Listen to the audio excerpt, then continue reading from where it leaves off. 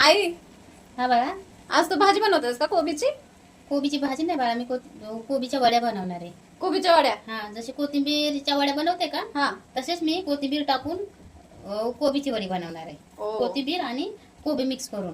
Okay. हा, तर मी त्याच्यासाठी साहित्य काय घेतलंय, हिरवी मिरची घेतलेली आहे, अद्रक घेतलेला आहे, लसूण घेतलेला आहे, जिरं, ओवा, आणि इकडं ही लाल मिरची पावडर, हळद, चिली फ्लेक्स घेतले आणि धना पावडर घेतले. एवढे साहित्य मी घेतलेले आहेत. आता आपण करून घेऊया. आपण आहे ना, आता ही हिरवी मिरची, अद्रक, लसूण, हे जिरा, ओवा याचं वाटण करून घेऊयात नाही का. आणि हे मी सगळं साहित्य धुवून घेतलेलं आहे बरं का. हिरवी मिरची, अद्रक, कोथिंबीर, कोबी हे सगळं साहित्य मी पहिलेच धुवून घेतलेलं आहे. तर आपण आहे ना याचं वाटण करून घेऊयात. आता ह्याच्यात आहे ना आपण जिरं आणि ओवा हे टाकून घेऊयात नाही का. मिक्सरच्या भांड्यात अद्रक टाकून घेऊयात.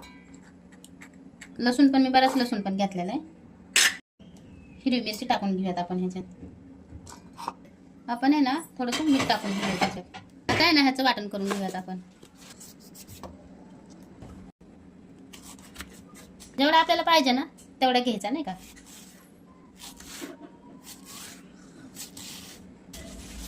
असं आहे ना आपण एकदम बारीक नाही का कापून घेणार आहे कोबी. आपण कोबी बारीक करून घेतलेला आहे मस्त नाही का. जितका होईल इतका बारीक करून घ्यायचा कोबी बरं का. मी आहे ना हा कोबी आहे ना तर ठेवून देणार आहे. एवढा बस होतोय मला कोबी नाही का.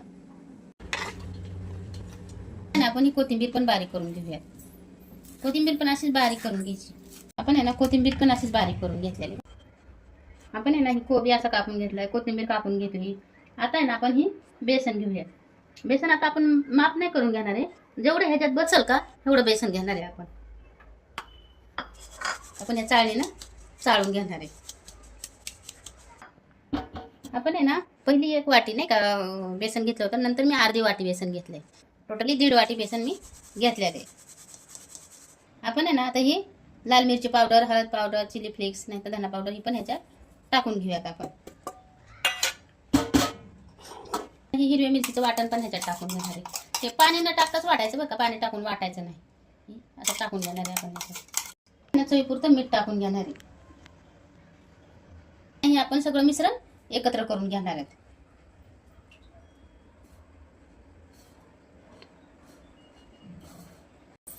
तुम्हाला हवं असेल ना तर आपण तुम्ही आहे ना ह्याच्यात तांदळाचं पीठ पण टाकू शकताय नाही का.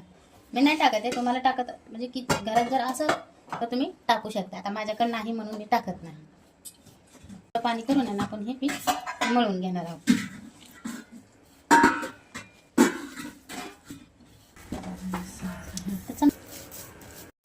असं आहे ना मळून घ्यायचं बरं का. असं त्याच्यात 2 भाग करते मी. कारण ह्या कोबीमुळं आणि कोथिंबीरमुळे ह्याला पाणी लय सुटतं बरं का. करताना आपण व्यवस्थितच करून घ्यायचं नाही का. किती जरी बेसन टाकलं ना तरी ह्याला पाणी सुटत राहतं सतत सतत. तर आपण असं ह्याचं लांबट जराशी करून घेऊया. असं ह्याच्या वळकुट्या करून घेणार आहे नाही का. अशा मोठ्या मोठ्या जराशी जसं आपण कोथिंबीरीच्या करतो का तसंच. कोथिंबीर मी ह्याच्यासाठी टाकली की त्या चव वाढेल नाही का कोबीची अजूनच. हे असं आहे ना मी 2 वळकुट्या करून घेतलेले.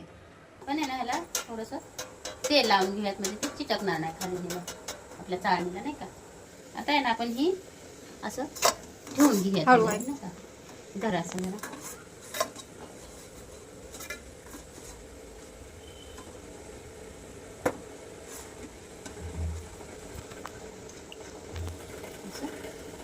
ठेवून घेऊयात आपण म्हणजे मस्त वापरायला चालतं नाही का. आपण आहे ना ही शिजले का बघून घेऊया. खूप मोठे मोठे केले बरं का. 5 मिनिटं आपण अजून ठेवून घेऊयात कारण शिजले. आणि 5 मिनिटं अजून मी ठेवणार आहे झाकून असंच. आपण आहे ना असं काढून घेतल्यात. खूप मोठ्या झाल्यात बरं का माझ्याकडनं वड्या. कारण ह्याच्यात बसल्या नसत्या ना छोट्या छोट्या. आपण असं कापताना छोट्याशा बारीक कापूयात. वास तर एवढा छान येतोय ना ह्या वड्यांचा. हे छोटू कुटू ते मी खाऊन टाकणार आता. ओके.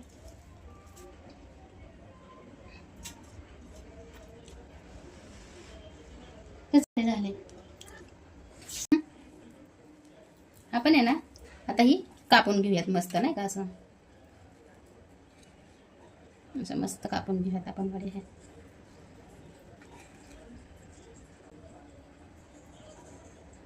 गार होऊ देते का थोडंसं दीदी? हो. थोडंसं गार होऊ दे म्हणजे मग आपण कापू व्यवस्थित, कारण गरम असल्यामुळं तुटल्या जातात नाही का. हां.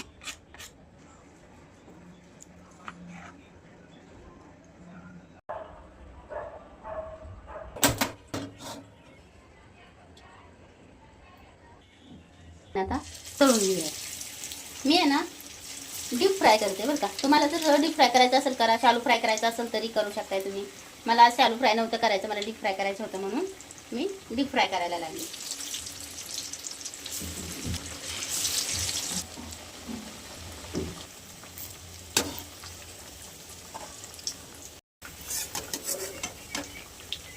ना लाल कलर होईपर्यंत तळून घ्यायचं मस्त कडवटाचं नाही का.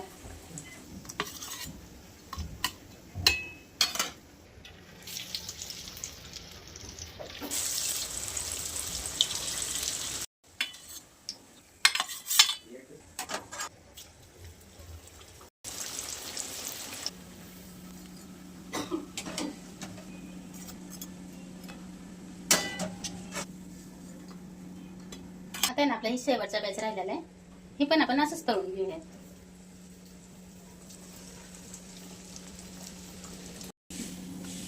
आपले कोबीचे वडे तयार आहेत.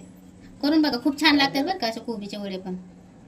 तळायचं पण असं मस्त नाही का, असं लाल होईपर्यंत तळून घ्यायचं नाही का.